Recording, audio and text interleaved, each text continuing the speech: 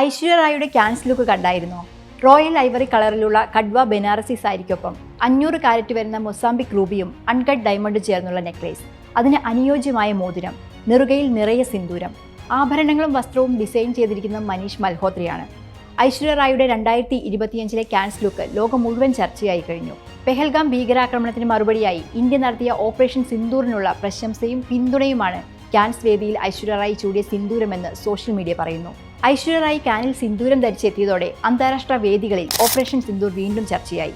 ഐശ്വര്യയുടെ ലുക്കിനെ operation സിന്ദൂറിനോട് ബന്ധിപ്പിച്ചുകൊണ്ട് designer Manish Malhotra ഇൻസ്റ്റഗ്രാമിൽ പങ്കുവച്ച story ചർച്ചകൾ കൂടുതൽ സജീവമാക്കി. വർഷങ്ങളായി ഐശ്വര്യ റായി ക്യാനിലെത്തുന്നു, എന്നാൽ അവരുടെ ഈ ലുക്ക് കൃത്യമായ ഒരു സന്ദേശം നൽകുന്നുണ്ട്. ഒറ്റ ലുക്കിൽ ഇങ്ങനെയൊരു സന്ദേശം പറയാൻ കഴിയുന്നത് ഫാഷന്റെ സൂപ്പർ പവറാണെന്നായിരുന്നു മനീഷ് മൽഹോത്ര ഇൻസ്റ്റഗ്രാമിൽ പറഞ്ഞത്.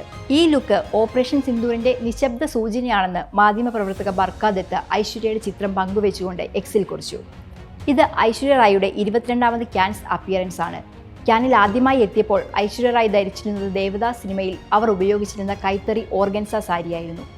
ഇതിനുശേഷം 2010 സബ്യസാജി തയ്യാറാക്കിയ ഒരു എംബ്രോയിഡറി സാരിയിൽ അവർ എത്തി. അന്ന് വിവാഹിതയായിരുന്നുവെങ്കിലും ഐശ്വര്യ സിന്ദൂരം ധരിച്ചിരുന്നില്ല. മകളുടെ ജനനത്തിന് ശേഷം 2012 അബു ജാനിയുടെയും സന്ദീപ് ഖോസലയുടെയും ഐവറി നിറത്തിലുള്ള ഹെവി എംബ്രോയിഡറി സാരിയിൽ ഐശ്വര്യ ക്യാനിലെത്തി.